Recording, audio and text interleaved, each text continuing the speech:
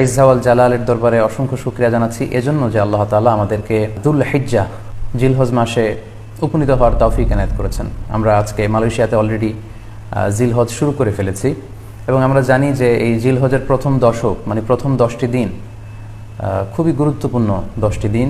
আল্লাহ তাআলার কাছে খুবই পছন্দনীয় এই 10 দিনের আমলগুলো, এমনকি জেহাদের চাইতেও বেশি হাদিসে এসেছে। এবং কালামুল্লাহ মাজিদে আল কোরআন আল কারিমে আল্লাহ তাআলা এই জিলহজের প্রথম 10 দিনের শপথ করেছেন। এই 10 দিনের এবাদত আল্লাহ তাআলার কাছে এত বেশি পছন্দনীয় হওয়ার কারণ হচ্ছে এই 10 দিনে আল্লাহ তাআলা উম্মাহাতুল ইবাদাত অর্থাৎ যত মৌলিক ইবাদত আছে সবগুলো মৌলিক ইবাদতের একটা সমন্বয় করেছেন জিলহজ মাসের এই প্রথম 10 দিনে, যেটা বছরের অন্য কোনো সময় কিন্তু পাওয়া যায় না।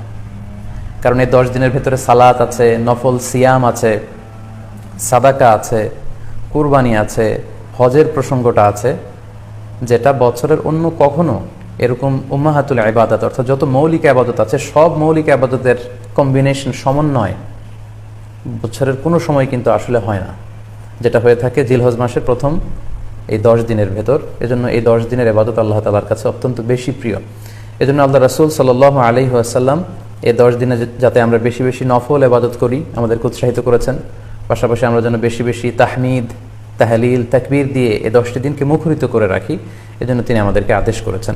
এজন্য এই 10টি দিনে আমরা যেন বেশি বেশি সুবহানাল্লাহ ওয়ালহামদুলিল্লাহ লা ইলাহা ইল্লাল্লাহু আল্লাহু আকবার এই আজকারগুলো যেন আমরা বেশি বেশি পড়ি। এবং আরাফাতের সিয়ামের ব্যাপারে আল্লাহ রাসূল সাল্লাল্লাহু আলাইহি ওয়াসাল্লাম আশা করেছেন যে 9 জিলহজের যে নফল সিয়ামটি অর্থাৎ আরাফার রোজা, এই আরাফার রোজা যে ব্যক্তি রাখবে আল্লাহ রাসূল সাল্লাল্লাহু আলাইহি ওয়াসাল্লাম বলেন যে আমি প্রত্যাশা করি এই সিয়ামের বদৌলতে বিগত একটি বছরের এবং সামনের একটি বছরের যত পাপ হবে এই পাপগুলোকে আল্লাহ তাআলা আমাদের জন্য ক্ষমা করে দিবেন।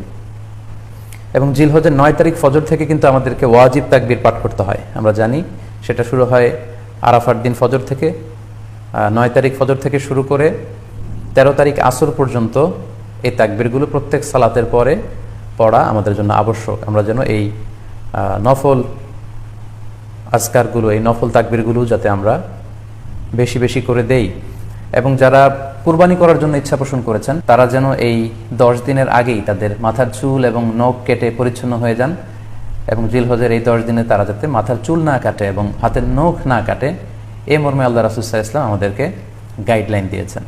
সব মিলে আল্লাহ তাআলার কাছে এই 10টি দিনের ইবাদত খুবই প্রিয়। এমনকি হাদিসে এসেছে যেটা আমরা বললাম যে জেহাদের চাইতেও বেশি প্রিয়। এজন্য এই সুবর্ণ সুযোগটুকুন যেন আমরা কখনোই মিস না করি। তাই আমাদের সাধ্যমতো আমরা যেন বেশি বেশি নফল ইবাদত করি। আমরা যেন সুযোগ হলে পুরো 10 দিন ব্যাপী আমরা চাইলে নফল সিয়াম রাখতে পারি, আমরা বেশি বেশি কোরআন তেলাওয়াত করতে পারি, বিশেষ করে তাহমিদ, তাহলিল এবং তাকবীর, আলহামদুলিল্লাহ লা ইলাহা ইল্লাল্লাহ আল্লাহু আকবার এই জিকিরগুলো, এই আজকারগুলো পড়ে পড়ে যেন আমরা এই 10টি দিনকে মুখরিত রাখি। আল্লাহ তাআলা জিলহজ মাসের যে মাহাত্ম্য এবং বারাকা তিনি আমাদের জন্য দিয়েছেন এগুলো যেন আমরা বেশি বেশি হাসিল করতে পারি। আমিন ইয়া রাব্বাল আলামিন।